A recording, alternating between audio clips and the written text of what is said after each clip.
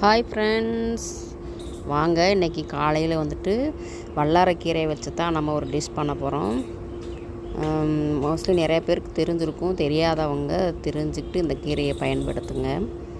ஓகேங்களா? இப்போ வல்லாரக்கீரையை வந்து நம்ம பறிச்சுட்டு வந்ததில் வந்துட்டு இந்த காம்பு இல்லாமல் நம்ம வந்துட்டு கீரையை வந்துட்டு நல்லா க்ளீன் பண்ணி எடுத்துக்கிறணும். ஓகேங்களா? எடுத்துட்டு அப்புறமா நம்மளெல்லாம் தண்ணியில் வந்து வாஷ் பண்ணி எடுத்து வச்சுக்கோங்க. இந்த மாதிரி தான் ஆஞ்சு எடுத்துக்கிறணும். ஓகேங்களா? ஆஞ்சு எடுத்துட்டு அதில் அந்த தண்டு இருக்குது பார்த்தீங்களா, அதை வந்து இப்படியே நம்ம நட்டு வச்சோம். அதாவது வீட்டில் வந்துட்டு கார்டன் இருக்கிறவங்க, அப்படி இல்லை அப்படின்னா பூந்தொட்டி வச்சு யூஸ் பண்ணுறவங்க மண் தொட்டியில் வந்து இதை நீங்கள் ஊண்டி வச்சிங்க அப்படின்னாலே உங்களுக்கு வந்து நல்லாவே துளுத்து வந்துடுங்க.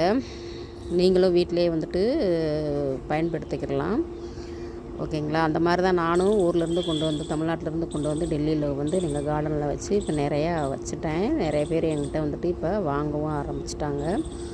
நம்மக்கிட்ட 50 ரூபாயிலிருந்துமே வந்துட்டு கீரை நான் வந்துட்டு கொடுக்குறேன்ப்பா. இப்போ என்ன பண்ணுங்கள், அதுக்கு தேவையானது வந்து ஆல்ரெடி காமிச்சிருக்கேன். இப்போ வந்துட்டு அதை சமைக்க போயிடலாம்.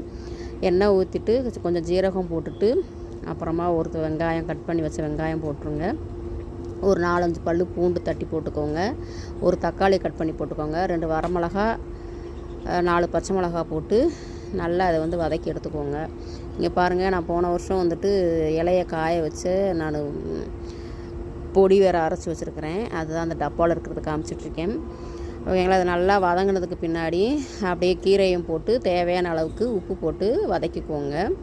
வதக்கிட்டு ஆற வச்சுட்டு மிக்ஸி ஜாரில் போட்டுட்டு நீங்கள் வந்து நல்லா பேஸ்ட்டாக அரைச்சி எடுத்துக்கோங்க. அந்த மாதிரி பேஸ்ட்டாக அரைச்சி எடுத்துகிட்டு அதே கடாயில் போட்டு மாவு உங்களுக்கு எவ்வளவு தேவையோ அது போட்டுட்டு பிசைஞ்சுக்கோங்க. பிசைஞ்சதுக்கு பின்னாடி நமக்கு கொஞ்சம் கொஞ்சமாக தான் தண்ணி தேவைப்படும். அந்த தண்ணியை வந்து கொஞ்சம் கொஞ்சம் ஊற்றிக்கோங்க.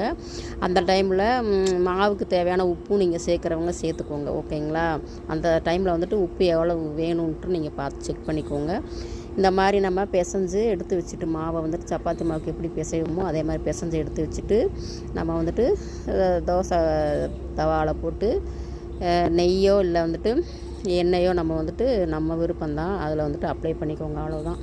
2 பக்கம் திருப்பி போட்டு சுட்டு எடுத்துக்கோங்க. சுட்டு எடுத்ததுக்கு பின்னாடி உங்களுக்கு வீட்டில் நீங்கள் எண்ணெய் குழம்போ கிரேவியோ எது வேணாலும் வச்சு சாப்பிடலாங்க. நான் வந்துட்டு இன்றைக்கி வெள்ளை சுண்டல் ஊற போட்டிருந்தேன். அதில் வந்துட்டு கிரேவி வச்சு